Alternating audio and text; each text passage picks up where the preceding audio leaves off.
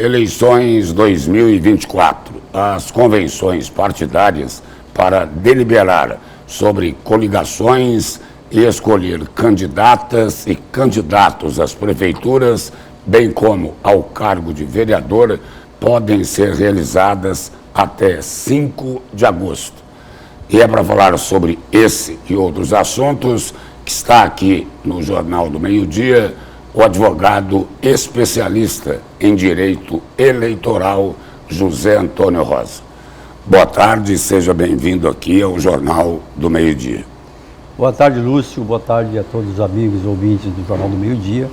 É um prazer estar aqui e poder esclarecer alguns assuntos relativos às eleições de prefeitos e vereadores este ano. Sobre esse tema aí das convenções, qual a orientação para os partidos? Deve ser feito, antes de tudo, publicado o edital da convocação da sua convenção, no período em que está especificado no regimento interno. Há uma variação entre 5 e 10 dias, dependendo do partido.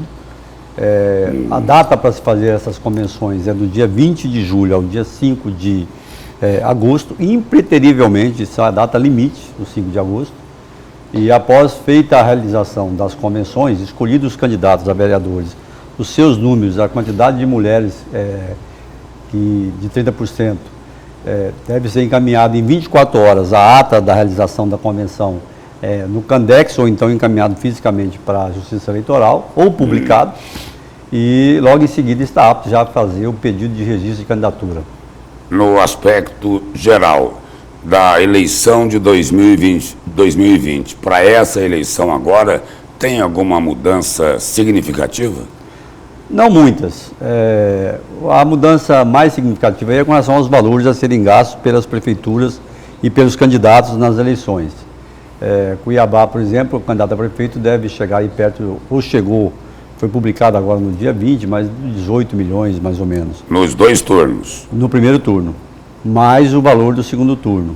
A informação que foi divulgada seria 14 milhões, então. 13 no primeiro turno e mais 5 no segundo. Então é isso. E a eleição de vereadores é em torno de 700.635. Aqui em Cuiabá. Aqui em Cuiabá, que é o maior valor de eleição de vereador do estado de Mato Grosso. Aliás, acho que é uma das maiores do país. Doutor José Rosa, nessa pré-campanha, os candidatos aí já andaram procurando a justiça. Na campanha, isso daí vai se intensificar. Direito de resposta, como é que funciona?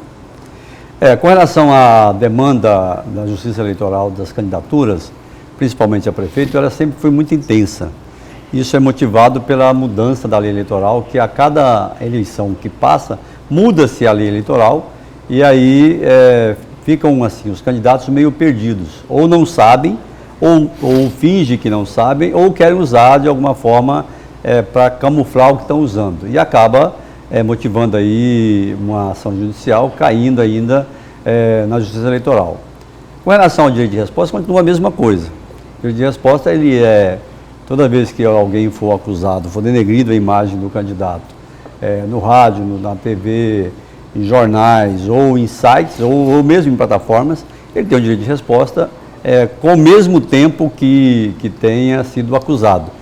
Na TV, no direito de respostas para inserções ou para programas em blocos de candidato a prefeito, que é o único que tem programas em bloco, ela é de 1 minuto, tempo mínimo. E uma outra questão que sempre preocupa os partidos é prestação de contas. A prestação de conta, ela começa no dia que você abre a conta, né? Abriu a conta no banco, que é uma conta com CNPJ, portanto não é uma pessoa física, é pessoa jurídica. Já deve ter um contador a postos para começar a orientar os gastos, arrecadar a documentação. Os contadores especialistas em prestação de contas sabem disso, tem que ser com documentos oficiais. Não pode colocar, por exemplo, um recibo dentro da prestação de contas de vereador, de prefeito, apenas notas fiscais, aqueles documentos que são oficiais. E aí deve-se prestar muita atenção no gasto que vai ter, com o que vai gastar. Porque agora nós temos o Fundo Especial de Financiamento de Campanha, que define o que você vai gastar, com o que você pode gastar. Então você não pode gastar com aquilo que não está previsto na lei.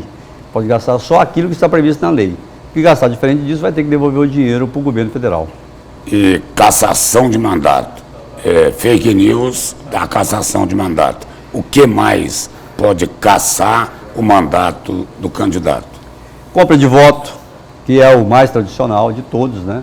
Promessa de vantagem em troca do voto. Eu te dou uma cesta básica, dou telha, dou cimento, qualquer coisa é considerado compra de voto.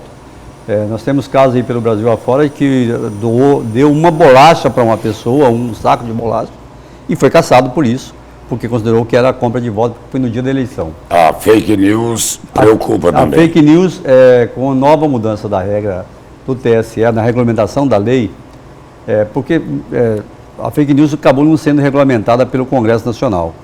E o TSE fez a regulamentação própria, regulamentando a lei.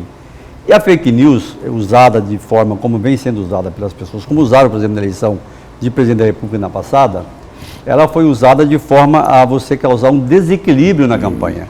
E causando desequilíbrio por abuso de poder econômico, abuso do veículo de comunicação ou abuso do poder político, pode sim levar à cassação. Se isso for comprovado, vai levar à cassação. E nessa eleição ainda tem um outro problema: inteligência artificial. Mais grave ainda, o uso do IA... Colocar na boca do candidato o que ele não falou. O uso do IA é mais grave ainda. Esse uso do IA, comprovado a autoria do uso do IA, ela de cara já é abuso dos veículos de comunicação e divulgação de fake news. Além do crime cometido pela divulgação de fake news, que é um crime que vai ser punido na ação penal, há ainda a ação civil e a cassação do mandato. Então, o candidato que se aventurar por essa trilha, ele tem que estar bem seguro do que vai acontecer e como isso vai acontecer com ele. Agora, doutor José Rosa, na pré-campanha é proibido pedir voto. Tem aí uma hipocrisia. Aí é o seguinte, aí a penalidade é uma multa bem baixinha. Não é injusto isso? Não é muito baixinha, né? Não. A multa ela é de mas para quem está numa campanha eleitoral com 13 milhões, 20 mil reais não é nada. Pois mas essa briga aí nós temos que entender por que aconteceu ela. Porque havia um grupo de congressistas que não aceitavam que tivesse a pré-campanha. E um grupo queria a pré-campanha com a mudança do prazo de eleições, de 3 meses para 45 dias. E aí, para evitar o desequilíbrio entre os candidatos, aquele conhecido que já tem mandato, que é parlamentar, que já foi parlamentar, que todo mundo já conhece, e aquele desconhecido, optaram por colocar a pré-campanha, que não era permitido de jeito nenhum até 2015, só depois disso. E aí o grupo que não queria de jeito nenhum que tivesse, aceitou que colocasse, menos colocar o pedido de voto, porque isso não faz nenhuma diferença. O pedido de voto, aqui, você vai lá e fala, olha, eu sou pré-candidato, minha plataforma é essa, vou fazer isso, vou fazer... Eu só não posso pedir voto para ninguém, mas eu estou aqui com a minha pré-campanha, que já pediu voto. Então, assim, é uma hipocrisia que eu acho que vai ser resolvida aí com o tempo, mas até lá não vejo que faça diferença nenhuma alguém pedir voto nesse período, mas é a lei, né? E tem que ser cumprida, tem a aplicação da multa. E não é só o que você está falando. Dependendo da consequência, da gravidade, de como foi feito, aonde foi feito, o local, o tempo, o jeito que foi feito, pode dar também cassação do registro. Agora uma opinião do jurista José Antônio Rosa, que é um dos melhores especialistas em direito eleitoral. Aqui em Cuiabá, nessa eleição, teremos um candidato de Lula, um de Bolsonaro, um de Mauro Mendes e um de Emanuel Pinheiro. O que é que nós podemos esperar dessa campanha? Olha, muito obrigado aí, Lúcio, pelos elogios. Nós procuramos trabalhar bastante e fazer aquilo que nós sabemos fazer, né, que é eleições e direito eleitoral. E eu agradeço muito os seus elogios. Mas, assim, uma eleição, ninguém ganha por antecipação. Então, não tem nenhum candidato desses eleito. Pode ser até um outro candidato que seja mais forte do que esse, que apareça aí ainda nas convenções daqui até lá. Mas deve ser uma disputa tensa. A disputa vai ser uma luta acirrada. Quem tiver as melhores armas tende a ganhar. As melhores armas que eu digo é o seguinte: tiver uma boa equipe de marketing, tiver uma boa equipe jurídica, é fundamental a equipe jurídica para agir no tempo e na hora, na rapidez necessária, porque no direito eleitoral, quando começa o programa eleitoral gratuito, 1 segundo que você perde no tempo ali já é diferença para a campanha. Então, eu acho assim, espero que seja uma luta no campo das ideias, que todo mundo coloque o seu pensamento, o que pensa para Cuiabá, porque afinal de contas nós moramos aqui e queremos ver a cidade bem, mas vai ser uma luta difícil, muito difícil, e cada um tem que preparar as armas. Como disse, quais são as armas? Equipe de marketing, equipe de advogados, a equipe de contadores bem qualificados e tal, e evitar ao máximo falar e fazer besteira, porque isso é que leva a consequências graves. Dizem que quem ganha... Você já viu isso aqui dentro, inclusive, várias vezes. Dizem que quem ganha é quem erra menos. Essa é a história, né? Nós conhecemos ela, né, Lúcio? Já vivemos ela. Então, a história não é que dizem, é que a história diz isso. Quem fala muito dá bom dia a cavalo, quem quer aparecer muito acaba errando, e esse erro pode ser fatal, às vezes, nas eleições. Que uma vez eu tive a chance de ouvir um conselho para um candidato. A pessoa falou assim, olha, com o jurídico e com o marketing, você trata como se fosse um médico. Não esconda nada deles. É exatamente isso que eu falo para o candidato. Olha, nós não fazemos milagre.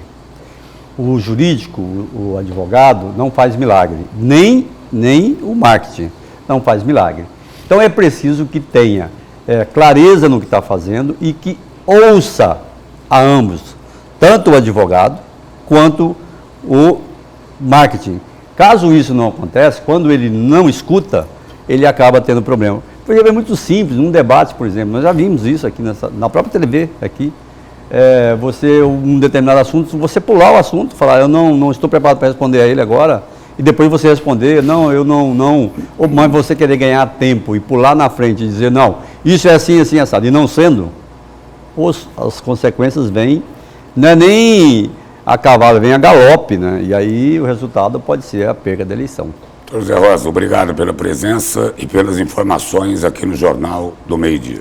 Eu que agradeço e me colocando sempre à disposição, Lúcio, sempre que precisar, tendo disponibilidade, estaremos aqui para esclarecer não só os candidatos, mas também a população. Obrigado.